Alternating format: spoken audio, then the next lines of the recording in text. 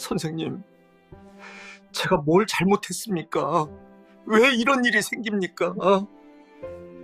여러분, 오늘은 정말 중요한 이야기를 해드리려고 합니다. 지난주에 제 상담실을 찾아오신 분의 사연부터 들려드리겠습니다. 올해 70세 되신 김 어르신이셨습니다. 은퇴하신 지 5년 정도 되셨고 지금은 국민연금으로 생활하고 계십니다. 그런데 얼마 전 아드님한테서 연락이 왔답니다. 아버지, 건강보험공단에서 연락 왔는데 이제 제 밑에 피부양자로 안 계실 수 있대요. 아버지가 직접 보험료를 내셔야 할 것 같아요. 김 어르신은 깜짝 놀라셨습니다. 10년 넘게 아들 직장 건강보험에 얹혀서 보험료 한 푼도 안 내고 병원 다녔거든요.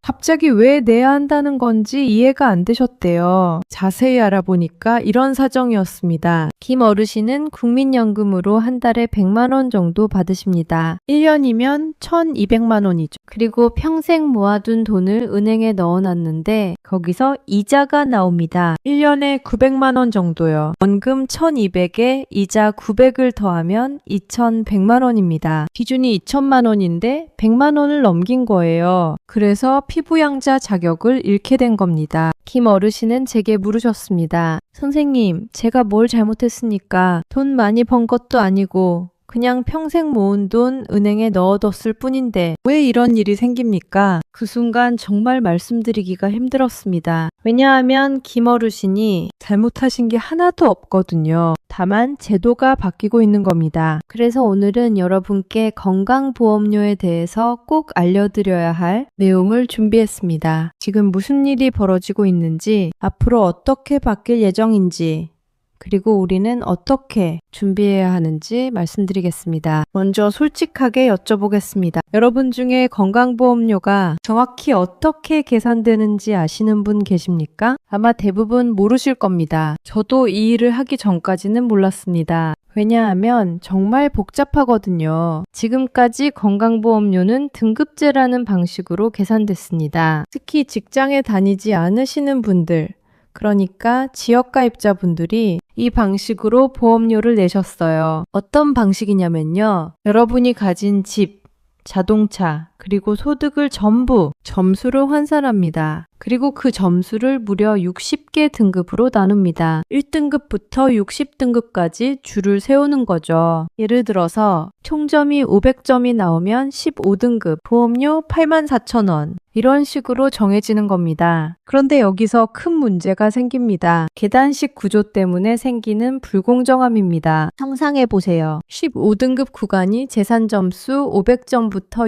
600점까지라고 칩시다. 내 점수가 500점이어도 84,000원을 내고 599점이어도 84,000원을 냅니다. 똑같은 보험료를 내는 거죠. 그런데 재산이 아주 조금 들어서 101점이 되는 순간 갑자기 등급이 16등급으로 올라가면서 보험료가 확 뜁니다. 재산은 조금밖에 안 늘었는데 보험료는 크게 오르는 겁니다. 마치 계단을 오를 때 한 칸이 너무 높아서 숨이 턱 막히는 것과 같죠. 더 큰 문제가 있습니다. 재산이 적은 구간일수록 등급 간격이 아주 좁습니다. 그러니까 서민들은 재산이 조금만 늘어도 등급이 자꾸 올라가면서 보험료 인상을 온몸으로 느끼게 됩니다. 반대로 재산이 수십억, 수백억인 구간으로 가면 등급 간격이 엄청나게 넓어집니다. 60등급, 즉 최고 등급에 도달한 사람은 재산이 50억에서 100억으로 2배가 늘어도 등급은 여전히 60등급입니다. 보험료가 단 1원도 안 오르는 겁니다. 이게 전문가들이 지적하는 역진성입니다. 돈 적은 사람은 부담이 크고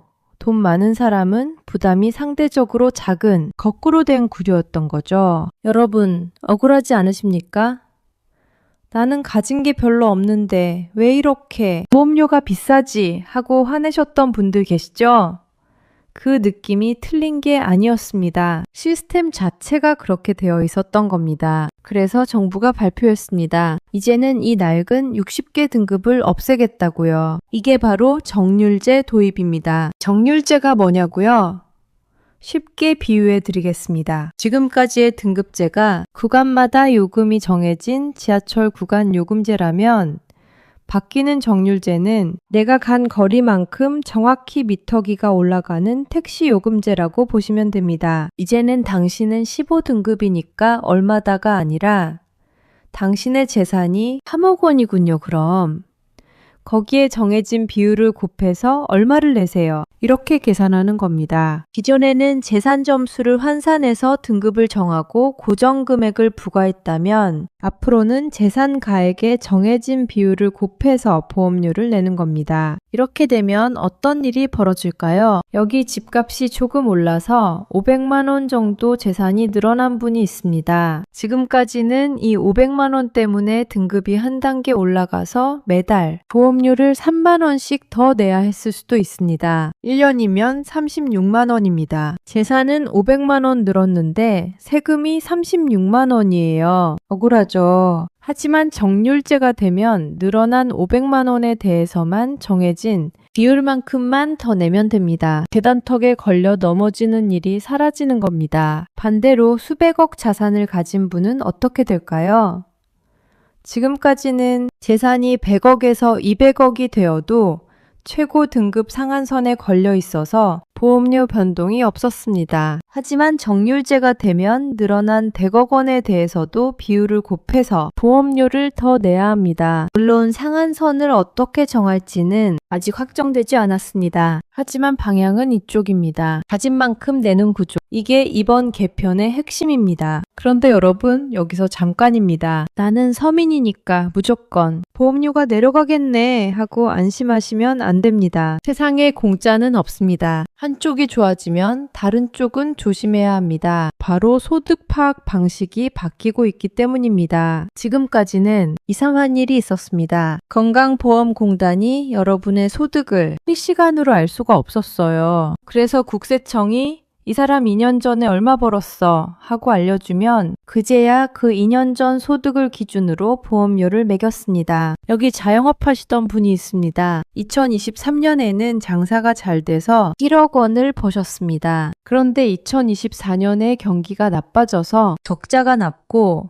결국 2025년 초에 폐업하셨습니다. 지금은 수입이 전혀 없습니다. 당장 먹고 살기도 힘듭니다. 그런데 건강보험공단에서 고지서가 날아옵니다. 당신은 2023년에 돈을 많이 벌었으니 지금도 그 기준에 맞춰서 보험료를 내세요. 이게 말이 됩니까? 지금 수입이 하나도 없는데 2년 전 소득으로 보험료를 내라는 겁니다. 실제로 많은 자영업자분들이 이 때문에 고생하셨습니다. 물론 폐업 증명서를 들고 공단에 찾아가서 사정하면 조정해 주기도 했습니다. 하지만 왜 국민이 망했다는 사실을 직접 증명해야 합니까? 그래서 앞으로는 이 답답한 시차를 줄이겠다고 합니다. 국세청의 소득 데이터가 건강보험공단과 더 빠르게 연동되는 겁니다. 이번 달에 소득이 끊겼다.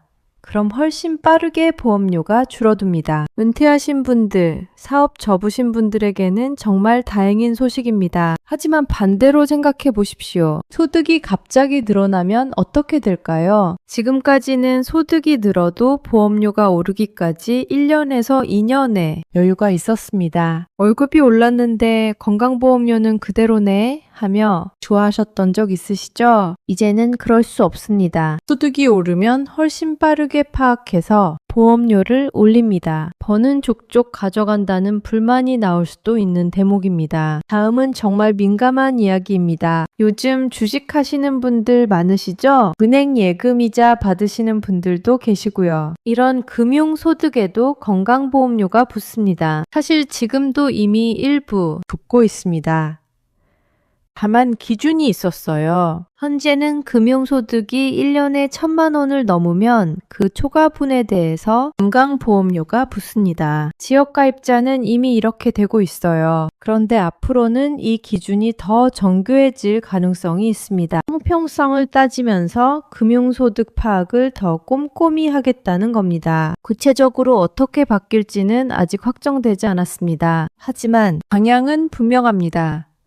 소득이 있는 곳에 보험료가 있다는 원칙입니다. 은퇴 후 배당주에 투자해서 매달 100만 원씩 1년에 1,200만 원의 배당금을 받으시는 분이 있다고 칩시다. 지금도 일부 보험료가 붙을 수 있습니다. 앞으로 제도가 더 정교해지면 이 부분에 대한 보험료 부담이 늘어날 가능성이 있습니다. 겨우 100만 원 받아서 생활비 쓰기도 빠듯한데 거기서 또 보험료를 뗀다고요? 네, 정부의 논리는 명확합니다. 소득이 있으면 보험료를 내는 게 공정하다는 겁니다. 특히 은퇴하신 분들 중에 집 한 채 있고 연금 조금 받고 은행 이자로 하신다 하시는 분들, 이제 그 은행 이자 통장까지 들여다본다는 사실 알아두셔야 합니다. 여기까지 들으시니 그럼 피할 곳이 없는 거야 싶으시죠? 그런데 진짜 중요한 이야기가 따로 있습니다. 바로 피부양자 자격입니다. 지금까지 자녀분 직장 건강보험에 얹혀서 보험료 안 내고 계셨던 부모님들 많으시죠? 이 피부양자 자격 기준이 이미 강화됐습니다. 몇 년 전에 바뀐 겁니다. 그런데 아직도 모르시는 분들이 많아요. 현재 피부양자가 되려면 1년 소득이 2천만 원 이하여야 합니다. 예전에는 3,400만 원까지 봐줬는데 이미 2천만 원으로 줄었어요. 여기서 말하는 소득에는 국민연금, 공무원연금 같은 공적연금도 들어갑니다. 그리고 금융소득도 일부 포함됩니다. 아까 맨 처음에 말씀드린 김 어르신 사례를 기억하시죠? 국민연금으로 1년에 1,200만 원을 받으시고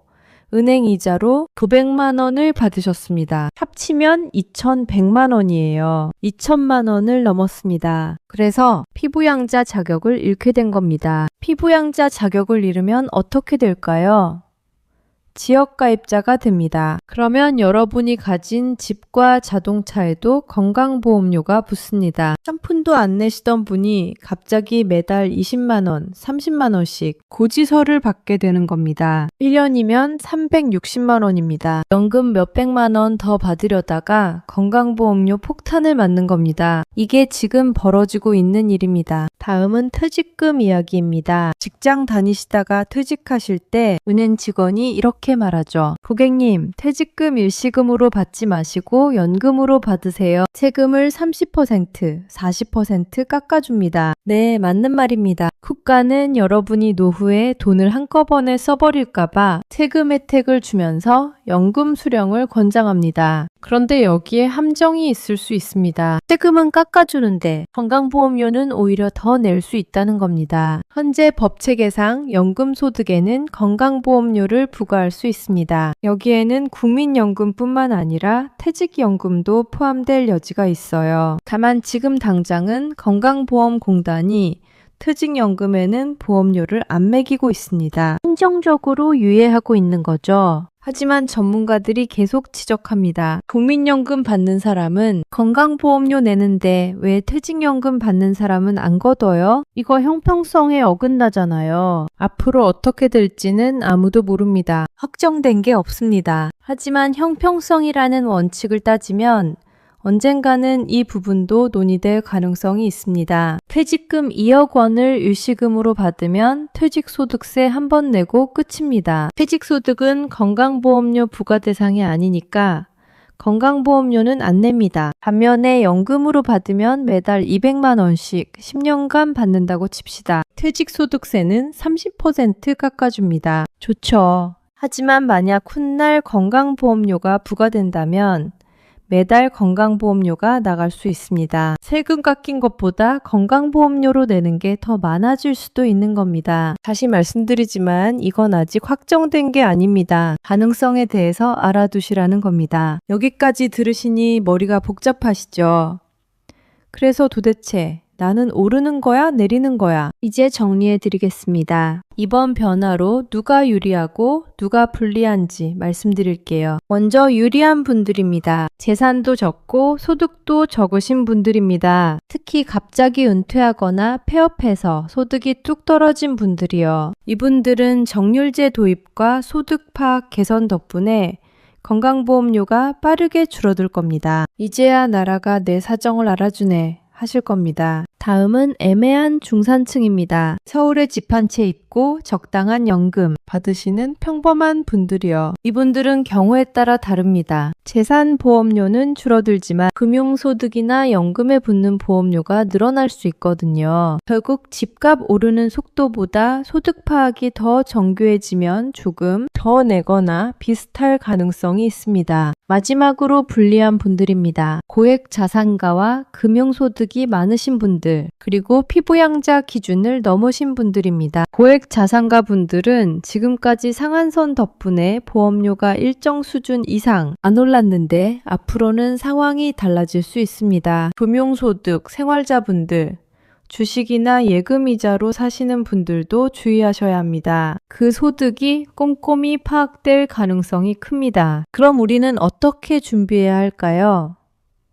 지금 당장 확인해야 할 것들을 알려드리겠습니다. 첫째, 부모님의 피부양자 자격을 확인하십시오. 국민건강보험공단 홈페이지나 앱에 들어가시면 피부양자 자격 확인 메뉴가 있습니다. 부모님의 연금과 금융소득을 합쳐서 1년에 2천만 원이 넘는지 계산해 보세요. 만약 1,900만 원 정도로 간당간당하다면 조심하셔야 합니다. 예금을 일부 정리하거나 비과세 상품으로 옮기는 것도 방법입니다. 소득을 2천만 원 밑으로 맞추는 게 중요합니다. 둘째, 퇴직을 앞두고 계신 분들은 퇴직금 수령 방식을 신중하게 선택하세요. 무조건 연금으로 받으세요 하지 마시고 계산을 해보셔야 합니다. 일시금으로 받을 때 세금과 연금으로 받을 때 절세액, 그리고 앞으로 건강보험료가 어떻게 될지 고려해서 결정하세요. 이건 혼자 판단하기 어려우니 전문가와 상담하시는 게 좋습니다. 셋째,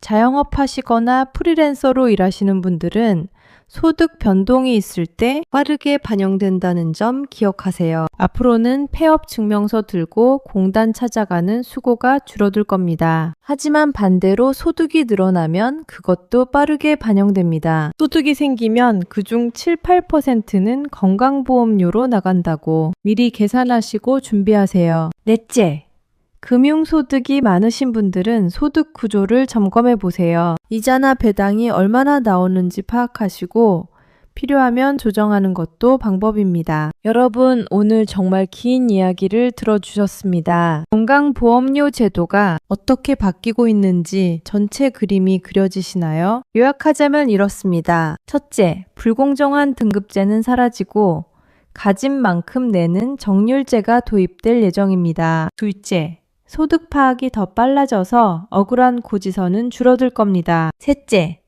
하지만 금융소득 파악도 정교해지고 피부양자 기준도 이미 강화됐습니다. 다만 여러분 꼭 기억하셔야 할 게 있습니다. 오늘 제가 말씀드린 내용 중에 이미 시행되고 있는 것도 있고 앞으로 도입될 예정인 것도 있습니다. 피부양자 2천만 원 기준은 이미 몇 년 전부터 시행되고 있습니다. 금융소득도 이미 일부 반영되고 있고요. 정률제 도입은 추진 중이지만 세부 내용은 아직 확정되지 않았습니다. 퇴직연금, 건강보험료도 논의 단계입니다. 그래서 더욱 전문가와 상담하시는 게 중요합니다. 본인 상황에 맞는 정확한 계산과 조언을 받으셔야 합니다. 건강보험, 우리 삶을 지켜주는 소중한 제도입니다. 하지만 제도가 바뀔 때 그 변화를 모르고 있으면 손해를 볼 수 있습니다. 아는 것이 힘입니다. 아니, 아는 것이 돈입니다. 오늘 영상이 여러분의 노후 준비에 조금이나마 도움이 되셨기를 바랍니다. 주변에 이 소식을 모르시는 부모님이나 친구분들이 계시면 꼭 알려주세요. 한 분이라도 더 미리 알면 준비할 수 있습니다. 오늘도 건강하시고 행복하십시오. 감사합니다.